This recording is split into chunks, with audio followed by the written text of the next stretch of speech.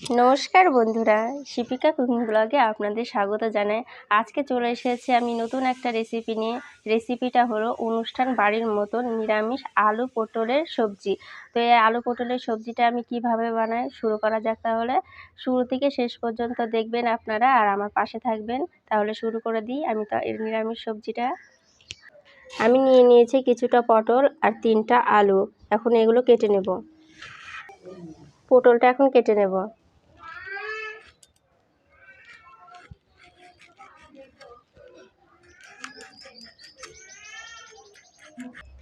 আমি পটলের সবজিটা সম্পূর্ণ নিরামিষভাবে করব। আপনারা চাইলেন পেঁয়াজ রসুন দিয়েও করতে পারেন। পটলগুলো ছিলে মাঝখান থেকে একদম করে নিয়ে নিয়েছি কেটে। এখন আলুগুলোকে পটলের সাইজ করে কেটে নেব। সবজির মধ্যে যে মশলাগুলো দেব সেই মশলাগুলো এখন ভেজে নেব। দিয়ে দিচ্ছি প্রথমে গোটা ধনেটা একটু ভাজা ভাজা করে নেব। এর মধ্যে এখন দিয়ে দেবো গোটা জিরে আর দিয়ে দেবো গোলমরিচ।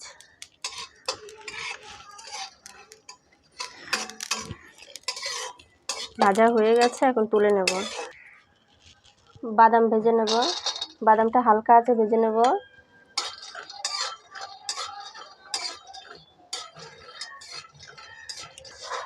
বাদামটা ভাজা হয়ে গেছে, বাদামটা এখন নামিয়ে নেব।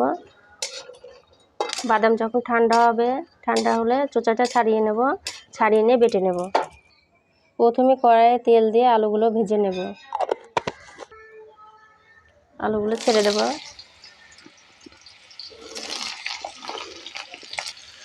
আলুতে একটু লবণ দিয়ে ভেজে নেব।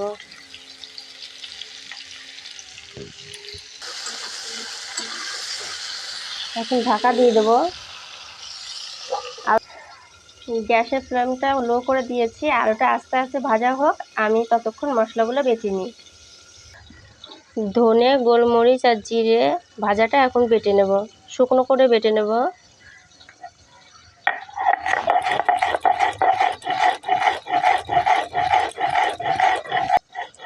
ভালো করে মিহি করে বেটে নেব।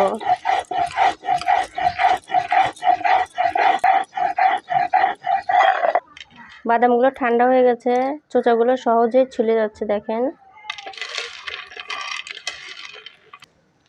একটু জল দিয়ে বাদামগুলো বেটে নেব।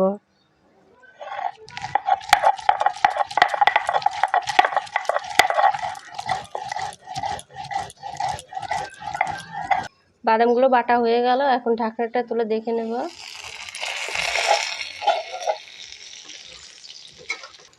আলুগুলো খুব সুন্দর মুচমুচে ভাজা হয়ে গেছে, এখন তুলে নেব। এখন আলু ভাজা তেলের মধ্যে দিয়ে দেবো পটলগুলোও ভেজে নেব।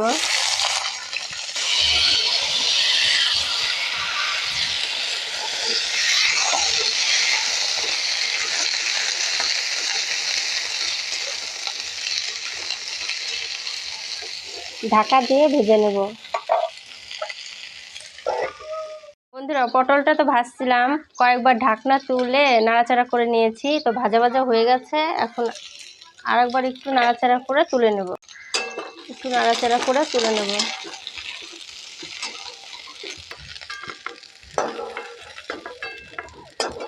পটল ভাজার কড়াইয়ের মধ্যে এখন দিয়ে দিচ্ছে আরেকটু তেল। এখন দিয়ে দিচ্ছে একটা শুকনো লঙ্কাটা একটু ভাজা ভাজা করব। এখন দিয়ে দিচ্ছি তেজপাতা আর একটু জিরে। এখন দিয়ে দেবো গরম মশলার মধ্যে আছে লবঙ্গ, এলাচ আর দারচিনি, একটু থেতো করে নিয়েছিলাম।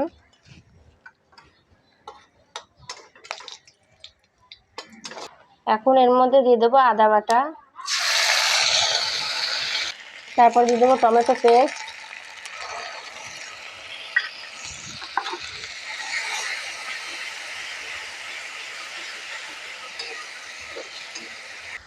এখন এর মধ্যে দিয়ে দেবো লবণ, স্বাদ মতো লবণ দিয়ে দেবো, আর দেবো হলুদ গুঁড়ো, আর দেবো শুকনো লঙ্কার গুঁড়ো। ভালো করে কষিয়ে নেব। সামান্য একটু জল দিয়ে নাড়াচাড়া করে ঢাকা দিয়ে রেখে দেব।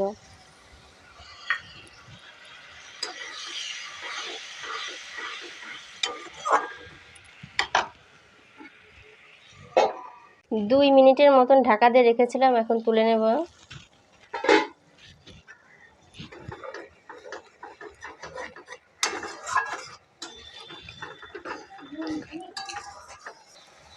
যতক্ষণ না মশলা থেকে তেল ছেড়ে দিচ্ছে ততক্ষণ মশলাটা কষাতেই থাকবো। আবার ঢাকা দিয়ে দেবো তার জন্য। বন্ধুরা, এখন ঢাকনাটা তুলে দেখিয়ে নিই কত সুন্দর তেল ছেড়ে দিয়েছে। এখন দিয়ে দেবো ভেজে রাখা আলু আর পটলটা।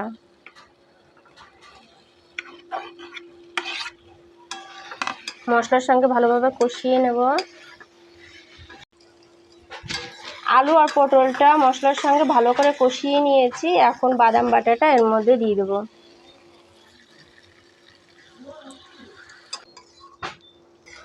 বাদাম বাটার সঙ্গে ভালো করে মিশিয়ে নেব।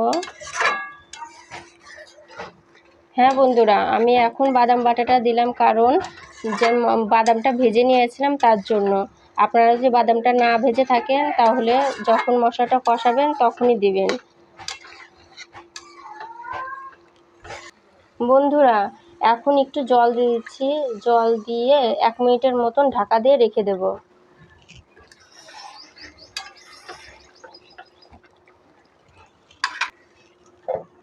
আলু আর পটলের সবজিটা হয়ে গেছে। এখন নামানোর আগে ভেজে রাখা গুঁড়ো মশলাগুলো দিয়ে দেব। আর দিয়ে দেবো একটু চিনি।